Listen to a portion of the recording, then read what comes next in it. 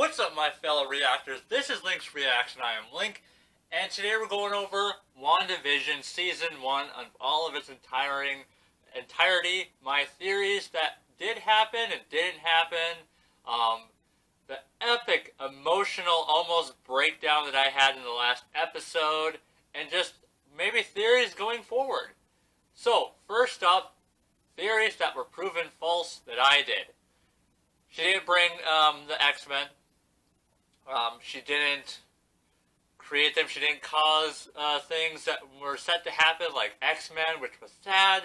But, you know, I read an article of this show, like, there's going to be people disappointed. It's not about the X-Men or the Marvel Universe. It's about someone dealing with grief and moving forward. And you know what? After reading that, I really understand the show. It's not an epic adventure. It's literally someone trying to overcome grief and how you handle it.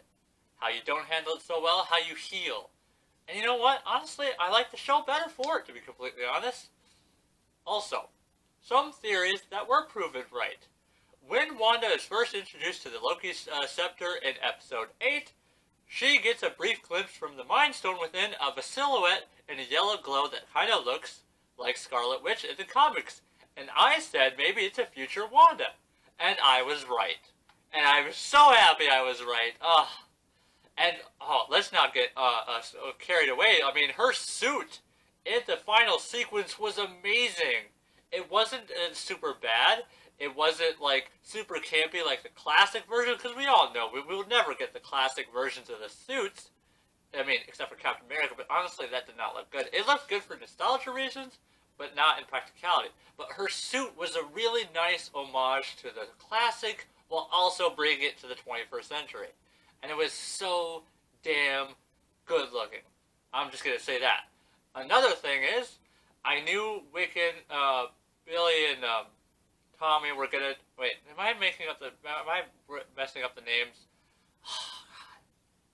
I can never remember names. I don't know why. It's super annoying. I think it's Billy and Tommy, but I might be completely wrong. I know one of them is Billy. But we knew they were going to fade away. Just like I know that they were going to break that from the comics, and just the way that they were coming about. They weren't real. And I almost broke down crying during that. I almost broke down crying when Vision faded away. Although, the way that they handled the two Visions was absolutely awesome. They had the two Visions duke it out, both doubting if they were real, but both being Vision. They were key parts of Vision. Vision that existed in Wanda was how she saw him, how she dealt with him, and he acted like Vision. And the Vision, he did have a piece of Mind Stone that came from Wanda, from when she got her powers. And then the White Vision, the one that Sword rebuilt. Well, he was still in there. He just had to get the programming lifted, and he was there. He was there, and he left, which was kind of strange. I'm guessing like I said in the video, he's processing how he is, who he is, how he came. Again, he died. Again, twice. And it's sad. But, like, I know that Wanda is set to return in Doctor Strange 2. Maybe we'll see Vision. I mean, White Vision can't stay looking like White Vision forever. And especially since he can alter his body slightly, he may be able to make himself look the way he was. Who knows? I hope it is. I don't really like the look of White Vision. I like the look of White Vision as like the arch nemesis of Vision, but not as Vision himself. He shouldn't look like that. But it's still pretty cool, especially the way his eyes changed back to the Vision's eyes when he got his memories back. So that leads me hope that he can change back. Alright. So going after that, Agnes's reveal that Scarlet Witch, she can use magic uncontrolled, untamed. She can use it all. She doesn't need spells or... Agatha's character in this show was actually pretty cool.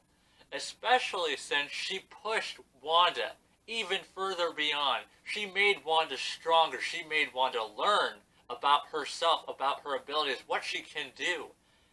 And honestly, in the end, Agnes isn't really so much as a villain. She's more of a teacher in that respect. I mean, she's still a villain, don't get me wrong. But she was offering deals. Just give me the power of the chaos magic. I'll let you keep this home. Although, at the end it was revealed that she was lying, but Wanda already expected that, and Wanda was learning, especially when she made the entire hex a magic barrier, just like when Wanda walked into Agnes's lair and couldn't use magic anymore. I mean, how smart is that? And she was learning as they fought. She teleported. She was able to, like, speed run. It was just amazing how she was learning as they fought.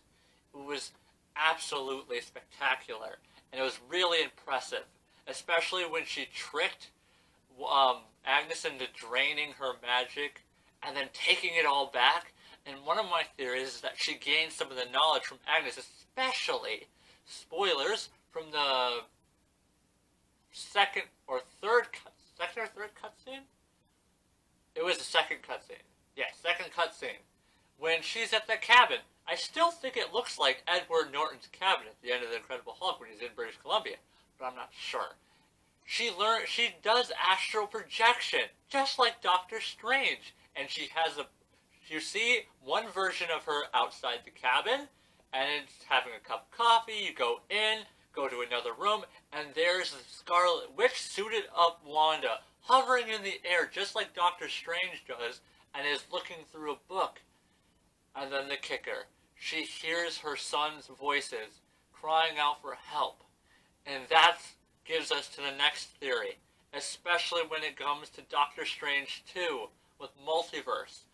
She may be sensing her sons in the multiverse. I mean, she didn't actually have them here, but that doesn't mean they don't exist. Because if you know the multiverse, anything that can happen, will happen. Anything that has happened or hasn't happened or will happen in another universe.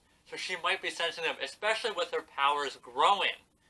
And it's just absolutely amazing. Especially since that book. I mean, Agnes gave a really big warning. Wanda, you don't know what you've done.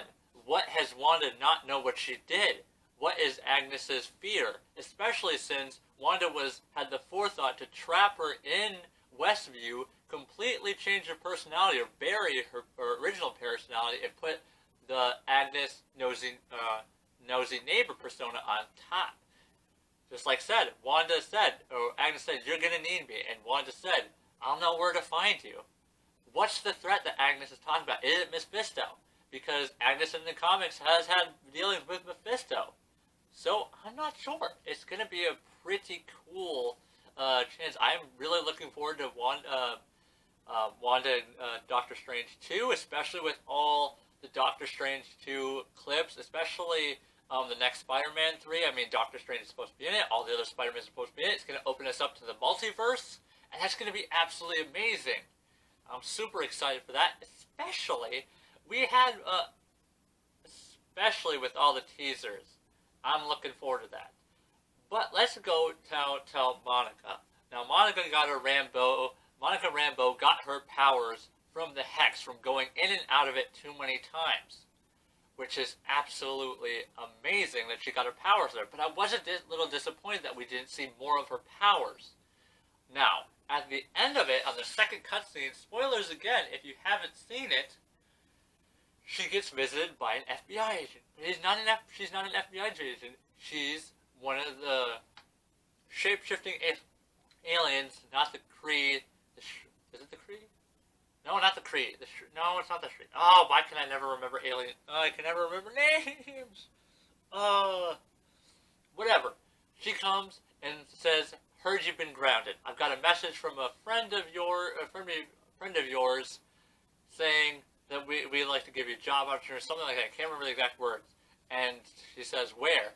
And she points up. That means Monica's gonna meet with Fury. And Fury, as we saw in the end of Far From Home, is on a giant space station. And another theory is that he's probably been up there since Age of Ultron, especially with that diagonally cut bread.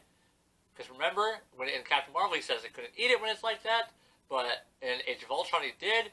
Was that a purpose Easter egg? Probably not at the time, but it could have turned out that way. But who knows? So yeah, I hope we see Monica again in the future.